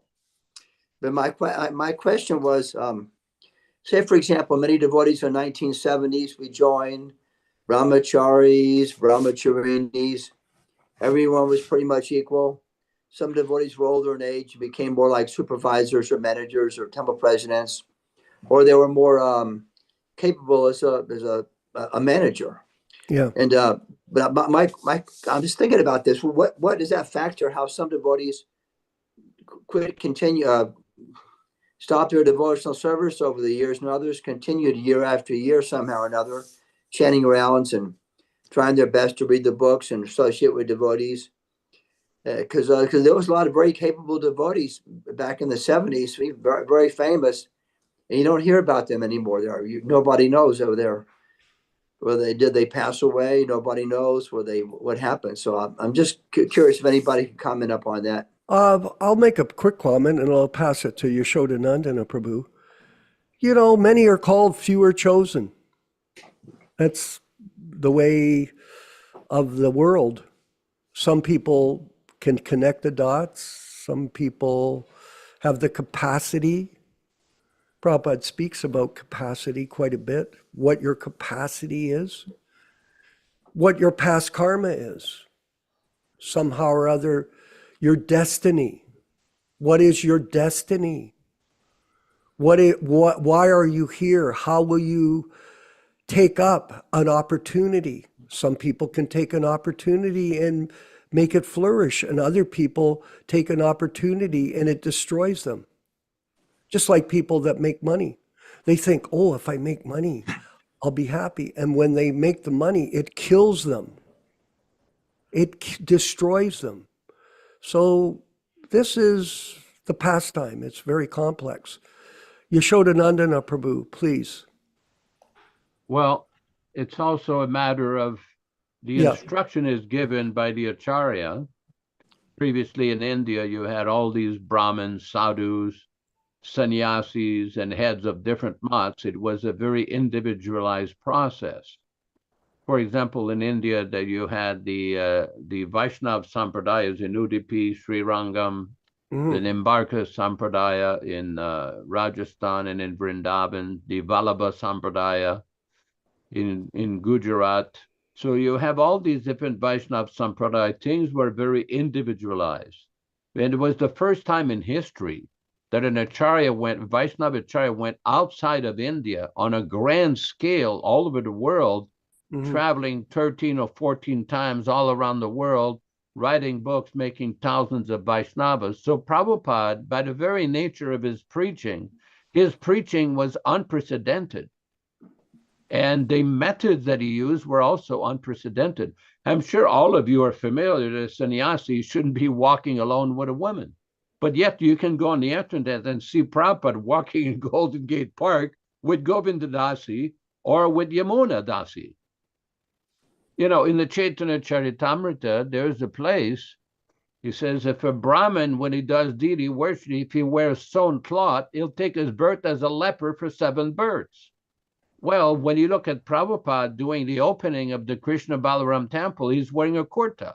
That's sewn cloth. Are we going to speculate that Prabhupada is going to become a leper for 7 births?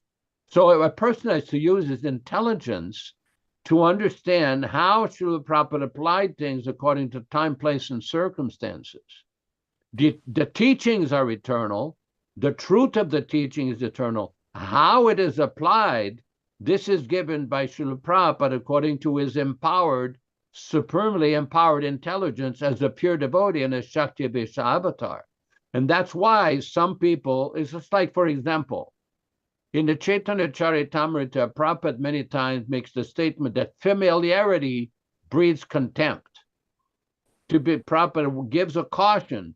It's very dangerous for people to come too close to the deity or to the spiritual master because a person may become too familiar. Let me give an example. A devotee once asked Śrīla Prabhupada, why is it that many of your personal servants who had so much direct personal association with you, many end up leaving and what he used to call blooping and not following anymore? Why? How can that be? Prabhupada's reply was, well, in the beginning, they did very nicely. They rendered very nice service to the spiritual master. And then they started to get familiar, thinking the spiritual master was an ordinary man like them, and then immediately fall down. This is explained in so many words by Śrīla Prabhupada, like in the Bhagavatam. And also another factor, and we all know this, and this we've discussed countless times. Oh, that's very nice here. Here's the quote from Prabhupada himself. A disciple should never be a hypocrite or be unfaithful to his spiritual master. In Śrīmad-Bhāgavatam 11:17-27, the spiritual master is also called Acharya. Acharya Mam Vijanayan.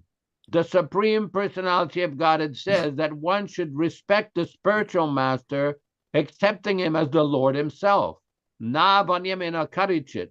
One should not disrespect the Acharya at any time. Namartya buddhya suyeta. One should never think the Acharya an ordinary person. Familiarity sometimes breeds contempt, but one should be very careful in one's dealing with the Acharya. Personally, as far as I can say, my personal experience with this in 1978, when the GBC insisted that they should put Vyāsa pictures on the altar, titles and all of this, and I was one who objected and got kicked out of the society for it, because this is described in the Shastra, this is offensive, it's a blasphemy. This is described in the Hari Bhakti Vilas. They didn't want to hear it. Their idea was, we can do it. Prabhupada did it, we can do it. And it's not in Prabhupada's books, that quote you're giving us. I said, okay, you do whatever you want. So the Shastra tells you, don't imitate the Acharya, don't take separate worship in front of the Acharya. And they insisted, adamantly, we're going to do it anyway. That's one of the reasons why what took place with many of these devotees or senior devotees. Of course, there are many explanations. A lot of it may have to do with people not chanting, people not following, people not reading the books, people engaging in so many different activities they should not engage. And I don't want to criticize any individual here, but this tendency to disregard the instruction of the Acharya and misinterpret what we have is a society of misinterpreters and opinionators. The International Society of Interpreters and Opinionators. I call it the LGEP, the Living Guru Experimental Project. So many concoctions, so many nonsense ideas, but they will not listen to anything. They refuse to debate. They refuse to discuss. When we tell them that their whole philosophy is based on illogical thinking, based on Bhaktivedanta Thakur, he reasons ill who tells that Vaishnavas died, they don't want to hear it. When we tell them that Prabhupada is still living now in sound, they don't want to hear it. He lives forever by his divine instruction, they don't accept that. When we tell them what we have heard from the spiritual master that is living, they don't want to hear it. They're thinking that their physicality is more important than Prabhupada's eternal Vani. We do not accept this nonsense misinterpretation. Anyway, I'll leave it at that for now. I believe our good friend Neil Sharma may have some comments or questions. Go ahead, Nilesh. Briefly. Please go ahead, Nilesh. Briefly, because we're getting to the end of the program. Go ahead. Sorry. Go ahead. Hare Krishna, Jai Śrīla Prabhupāda. I wanted to make two comments. One was on what you call the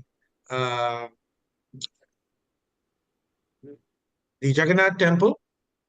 Yes, there are, if you look at the history of any of these great devotees, including Sant Tukaram, if you look at the example which was given of Haridas Thakur, these devotees at some point or another were always barred from the temples.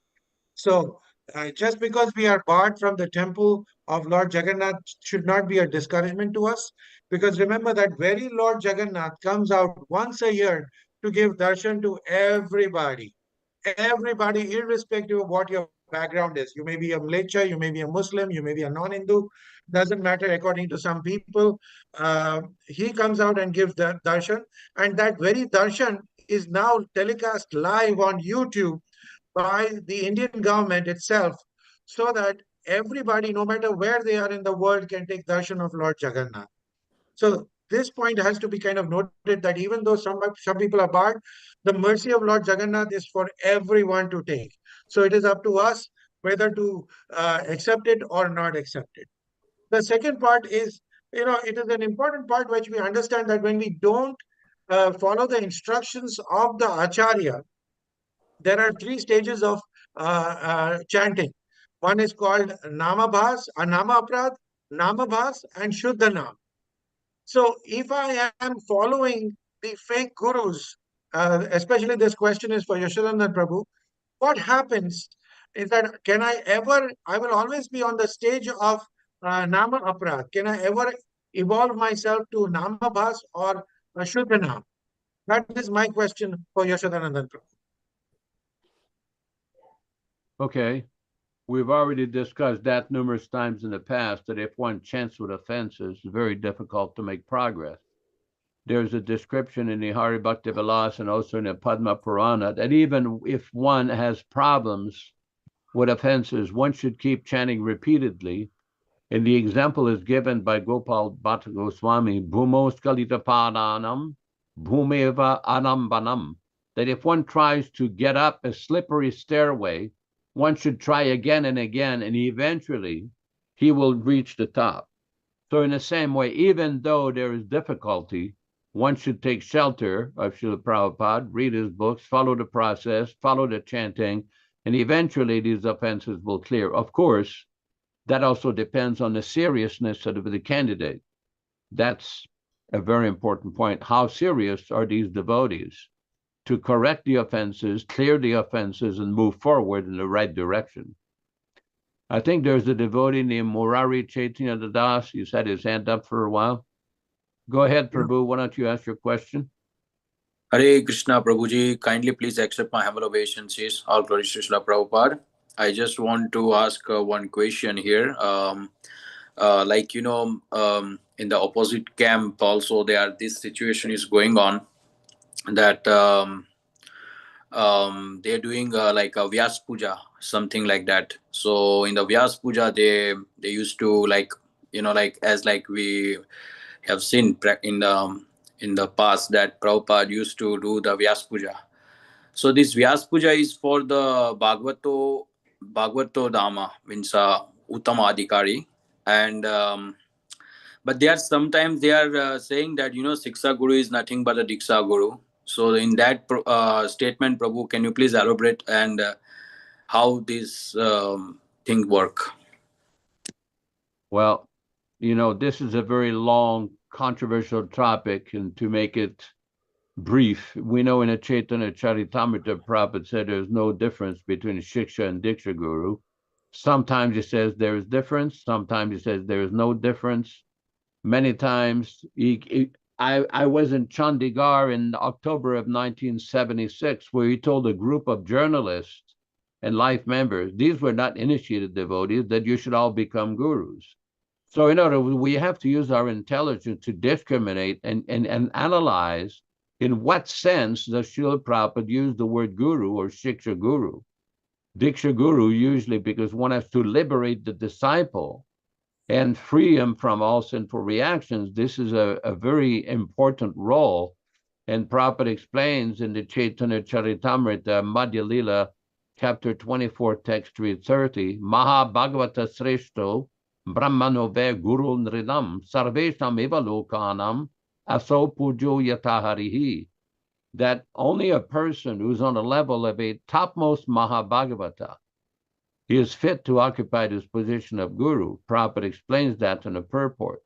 So in other words, Prabhupada practically made a very intelligent, very complete arrangement of having physically present devotees carry on the formalities of the initiation. He would remain the one that give the perfect divyam jnanam, or transcendental knowledge, the actual initiator, and he chose some somewhat senior disciples to carry on the formalities of the initiation of fire sacrifice, the chanting of the name, and like that, choosing the name.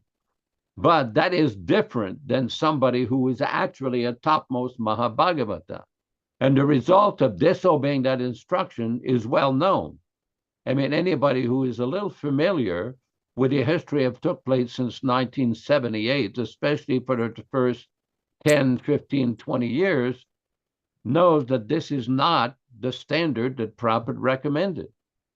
Because we do know from Prabhupada's books that a bona fide acharya doesn't fall down. A pure devotee, an uttamadhikari, does not fall down. So there's been so many nonsensical ideologies promoted in the society, in the Vaishnava society, by motivated individuals who've been influenced by Maya, by Pratishta, the desire for name, fame, power, position, and that is the root of the disease. I mean, I keep repeating this example that Prabhupada gave in a letter to Ishan Prabhu in July of 1970, where Prabhupada describes, as soon as there is personal motivation, it's not possible to understand our Krishna consciousness philosophy. And the reason there's so much confusion is because we have people who are more interested in exploiting the resources of the society, the resource of the follower, than actually following Prabhupada's direct instruction, whether it's on initiation, on book changes, on kirtans, on everything. I keep giving this example of all these concocted Sahaja kirtans and gypsy dancing. Where is this coming from? Did Prabhupada introduce all this nonsense? Did Prabhupada introduce these Sahaja kirtans? No. Why are they doing it? Because they're confused. They're deviated. Same thing with the change of the books. Why change? It was successful when Prabhupada was here. Why change them? So back to you in the studio, Vishwakarma. I hope it helps. Okay, we're moving to the end of the program. Thank you very much. And Murari Gupta, thank you for your question. How did you get your name, Murari Gupta? I'm just asking. Just out of Murari curiosity. Chaitanya. But Murari Chaitanya Das, yeah. Yeah, Prabhuji, I was taken initiation from ISKM. ISKM. Mm. Okay. I wanted to thank you. Thank you. I wanted to mention just before we end the show that I had personal experience, Murari Chaitanya Prabhu, with my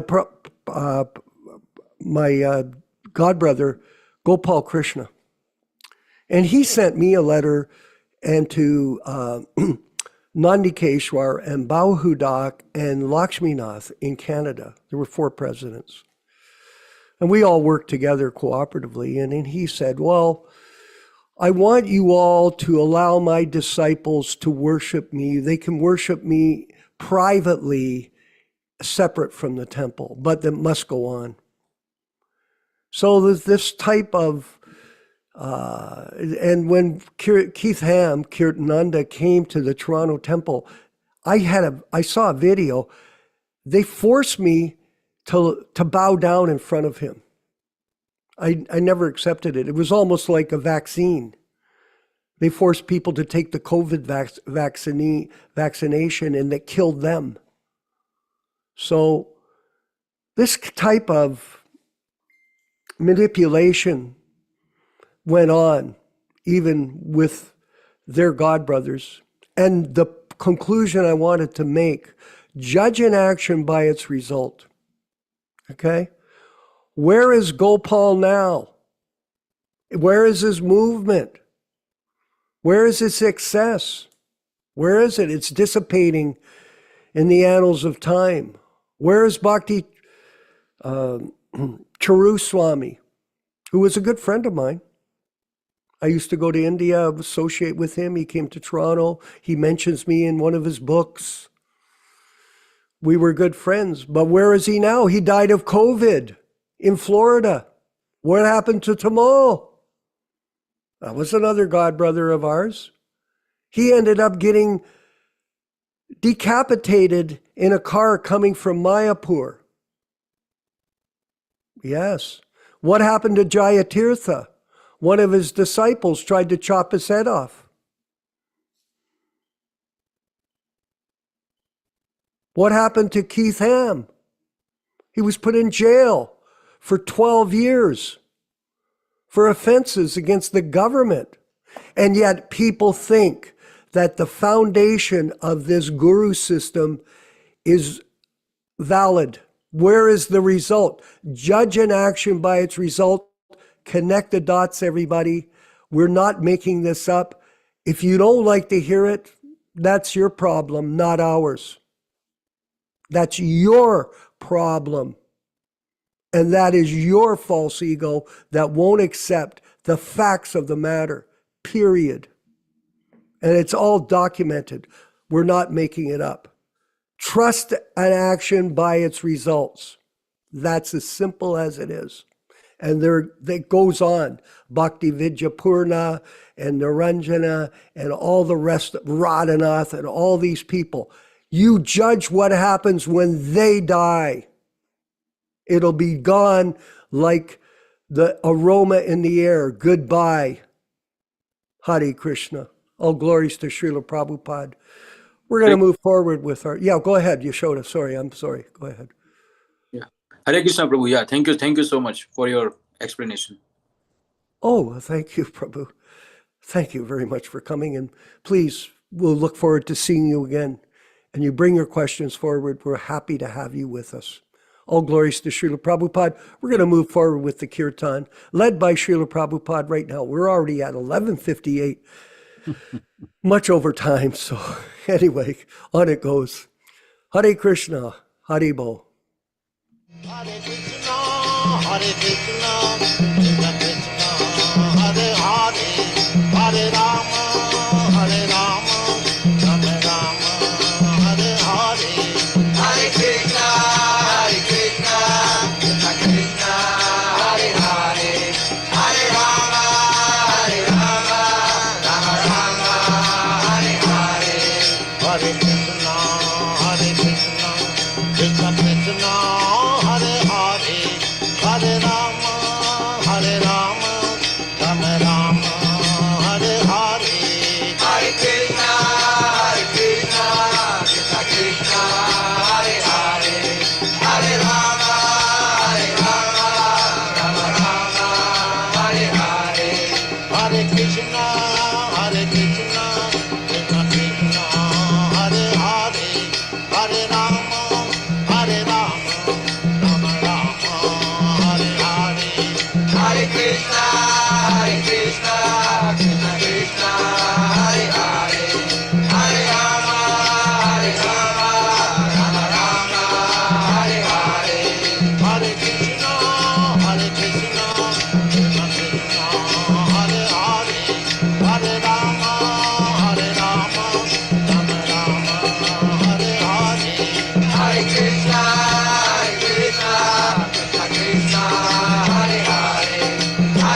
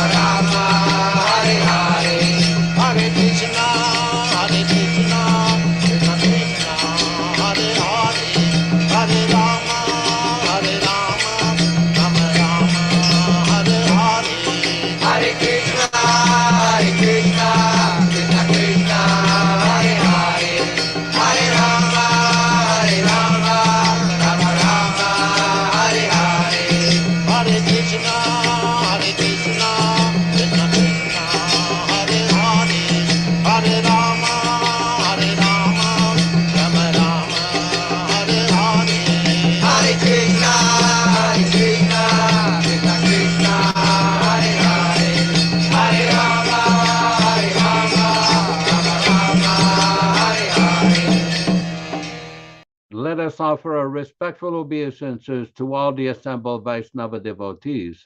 Vanchakalpa tarubhyascha kripa sindubhya evacha patitanam pavanebhyo Vaishnavibhyo namo namaha. I offer my respectful obeisances unto all the Vaishnava devotees of the Lord, who can fulfill the desires of everyone, just like these are trees, and we're full of compassion for the fallen souls. Thanks everybody for participating in this reading and discussion. Vishwakarma Prabhu in Hamilton, Ontario, Canada. Vijay Pandit Prabhu and his good wife Gopika in Douauville, Italy. Pierangelo in Switzerland. Ruchisa Mataji dans la belle province de Quebec. Krishna Kata in San Diego, he's hiding.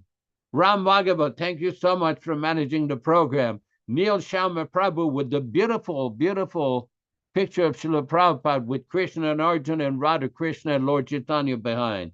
Very, very inspiring. Murari Chaitanya Prabhu, wherever you are, thank you very much for your participation, your comments. Kantadas from Trinidad, and Rupa Goswami Prabhu in Mumbai, India. Forest Temple in Baja, California, and anybody who's participating. Would like to mention especially Venkat Tabata Prabhu in Bangalore and the tremendous service he has done for the Hare Krishna Society and the Prabhupada Disciples Association, and his going support for our projects. Thanks everybody for participating. Please join us on Wednesday afternoon at 5:00 p.m. Pacific Standard Time, corresponding to 8 p.m. Eastern Time. And please stay with us for the beautiful kirtan with some Jamaican devotees. Hare Krishna, Hare Krishna. Hare Krishna, Krishna Krishna, Hare Hare, Hare Ram, Ram Ram, Hare Hare. Hare Krishna, Krishna Krishna, Hare Hare, Hare Ram, Ram Ram, Hare Hare. Hare Krishna, Krishna Krishna, Hare Hare, Hare Ram, Ram Hare Hare. Hare Krishna, Krishna Krishna, Hare Hare, Hare Ram, Ram Hare Hare. Hare Krishna, Krishna Krishna, Hare Hare, Hare Ram, Ram Hare Hare. Hare Krishna, Krishna Krishna, Hare Hare, Hare Ram, Ram Hare Hare. Hare Krishna, Krishna Krishna, Hare Hare, Hare Rama, Rama Hare Hare. Hare Krishna, Krishna, Hare Hare, Hare Ram, Ram Hare Hare. Hare Krishna, Krishna, Hare Hare, Hare Ram, Ram Hare Hare. Hare Krishna, Krishna, Hare Hare, Hare Ram, Ram Hare Hare. Hare Krishna, Krishna, Hare Hare, Hare Ram, Ram Hare Hare.